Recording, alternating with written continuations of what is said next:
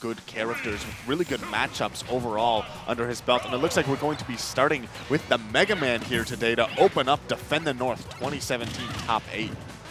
Alright, so I really like the Mega Man pick. I'm assuming this was a double blind pick start, but it's a character that Edwin's been showing a lot more proficiency with as of late, and especially with the battlefield for the first stage against Corrin, this makes the stage a lot more neutral because where Corrin can use the platforms for a lot of strong movement and space control, so can Mega Man. His projectile pressure is near uncontested with what he's able to do through his up air and with the Mega Pellets. Yeah, and in addition, when you have those platforms above Mega Man, he loves to control space in front of him with those lemons, and when he has a platform above him as well, it's even harder for the opponent to get in because he basically just has a ceiling that you need to get past in addition in order to just break his fruit-covered wall. And you know, that truly resonates with what we're looking at right now with the percentage deficit sitting in favor of Edwin. And we see him dragging Frozen up to the top, but it's not going to kill just yet. Air Shooter having a very potent win box on all of its hits, but it's not going to get the kill just yet. In fact, it's Frozen using Dragon Ascent, returning to the stage. It's going to net him first blood. Yeah, a little bit of an unfortunate situation there. Edwin dropping that edge guard, but this is something that we see from Corrin a lot. Even if you rack up all this damage, if you're not able to kill her, she is one of the best characters in the game at abusing rage, almost connecting the Dragon Fang shot there, but not quite. Edwin finally back to stage, but he doesn't have stage control just yet, and he's already taken 65% before he even got back to neutral. Yeah, the boy's going to have to put in some work right now if he's going to take down Frozen, because Frozen just showing an excellent force of strength with how he's spacing out Edwin through use of his nairs.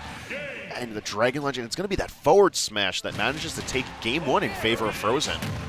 Yeah, what a quick turnaround. That's the sort of thing where you can see when Mega Man has a lead just how really tough it can deal with. But when he's forced to approach, especially against a character like Corrin, piloted by Frozen, who's amazing at, playing that defensive game, all of a sudden it was just he couldn't get in and he just kept on taking damage after damage after damage.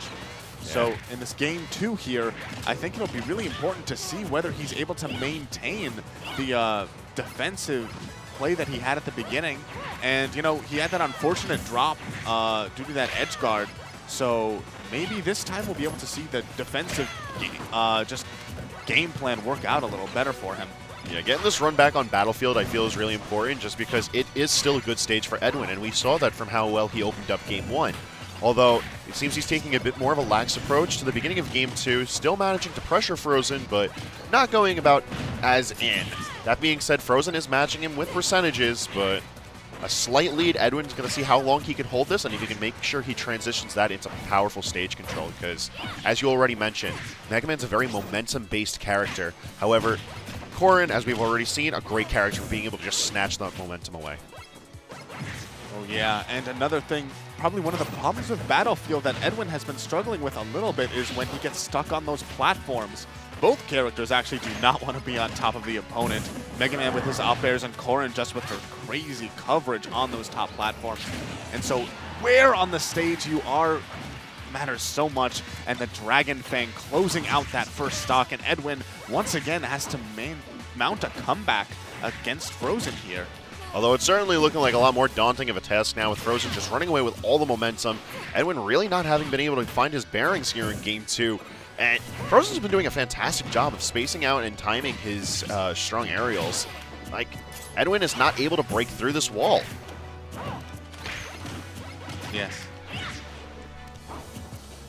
Right, and just also a reminder that there is quite a bit of pressure on Edwin. I believe that the winner of this is guaranteed payout. And although, 5th may not pay out quite as much, but that definitely starts to add on the pressure. Getting paid for, getting at top 5 at a regional is a huge deal. And that back air not quite closing it out just yet, but that one will. Amazing. Finally from Edwin closing out a stock from Frozen. Let's see if he's able to get some more momentum and huge damage, almost evening it up. Edwin doing a fantastic job of just making sure that the pressure doesn't stifle any of his approaches. Mega Man having particularly linear approach options and really being a response-based character. His punish game sort of matches with his projectile pressure. So once you limit those options, it becomes very readable as to what he's able to do. However, we haven't really been seeing Frozen punish any of these readable options. Edwin doing a fantastic job mixing things up And we see the ledge pressure game right now. Edwin opting just to run back, try to go for the re-grab where he can. Both of these players actually looking a little shook right now. Frozen being a bit more hesitant than we saw earlier in Game 1. Edwin starting to come alive, but playing a lot more to the strengths of Mega Man and just responding in turn to whatever Frozen offers. And a fantastic string of back airs is going to be netting Edwin the Game 2. All right. And that win, I think, especially means a lot because Edwin has shown he's able to make that comeback. You know, that Game 1, it looks like, you know, Mega Man in general can be a hard character when you're down to be able to bring things back. But Edwin just played so well that just got that huge sequence and got the right plays so that he was able to take that Game 2. And now it's the sort of thing where even if he's down here in Game 3, we know that he's able to mount something to possibly bring this back. So let's see where they're going to be choosing stage next. Looks like they're hovering over Smashville, and that's going to be... Smashville is a fantastic pick for Frozen. We've already seen what Frozen's able to do with the platforms of Battlefield as far as movement goes. And Smashville's singular platform drifting from right to left is... It provides so much to Corrin's already fantastic lateral movement options through use of just a decent walk speed, great aerial momentum, but most importantly, that Dragon Lunge. The side B option from Corrin allows her to safely move around so well with a variety of options and a very large, very rewarding hitbox. Oh yeah, also just the blast zones on this stage can definitely help out Corrin. She loves to kill off the side with her pin and her forward smash, and getting the kill on Mega Man is huge. We've seen already Frozen is definitely capable of doing that, but you know, when you start to end up in that range where it's like Mega Man is getting up there, look at that, already just closing it out. That was some suspect DI too. Excellent pressure from Frozen. I'm not going to disregard that, but that was some stray cat DI. But I think he didn't have a jump, so he was in a tight spot anyway. Just an amazing string from Frozen closing out that first stock, and already Edwin taking 41%. It looks like he might actually be lapped right here. Wow. That was amazing play from Frozen. We saw the B-reverse Dragon Fang shot so that he could position himself for the Dragon Lunge to Tipper, and from there he got the edge situation he needed to knock Edwin out.